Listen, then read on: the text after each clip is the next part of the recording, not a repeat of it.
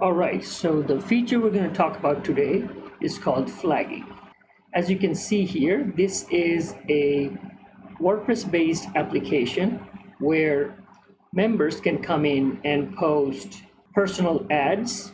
So when visitors come and if they find any of this content objectionable or offensive, they should be able to click this flag button, which drops a modal for them.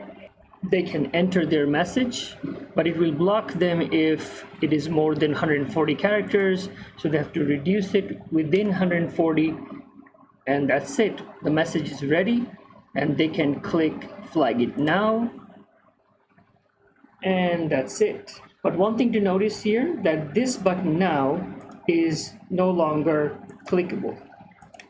This became disabled, and like all these other ones, they are still clickable. So basically what's happening is that I'm trying to keep one visitor to be able to flag one post only once, right? So no matter how many times you refresh on the same computer, it will always be disabled once this has been flagged already. So now from the visitor's perspective, it's very simple, right? But it's not. Let me take you to a diagram where I will be able to explain to you what's happening behind the scenes.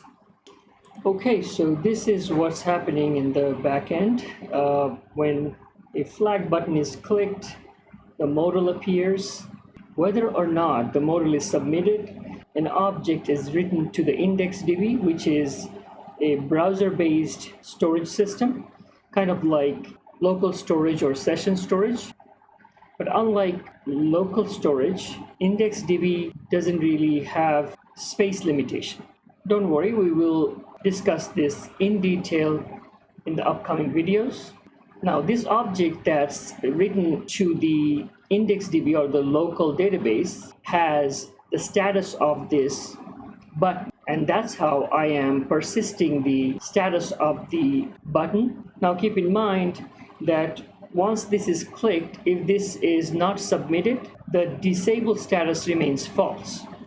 But once this is submitted, this same data goes in and updates the status of this button to true, thus disabling this flag button. Now let's see what's happening once the modal does open and data is inserted. So once the data comes in, visitor starts writing, one JavaScript goes in and validates it. For example, if visitor puts in more than 140 characters, it will stop him. And once that is fixed, validation is over, and the submit button will launch another JavaScript, which will use Ajax and a custom post type called flag to insert that data into WordPress DB. And at the same time, it will collect the WordPress admin's email address and the list owner's email address and email it to them. Now, as per our last experience, let me show you what just happened in the backend. At the beginning, we clicked on this flag and flagged this list. So if you see here, this is the list owner's email address. So right here, it sent the flag data to the list owner, and at the same time, it sent it to the WordPress admin. Now let's click and see what's in there, and that's the data we inserted.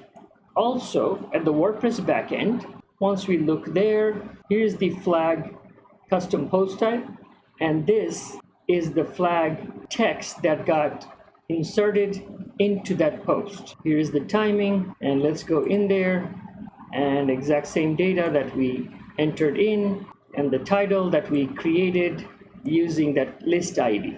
All right, so all that being said, let's go look at the code that made all this possible. And we're gonna do it in a step-by-step fashion.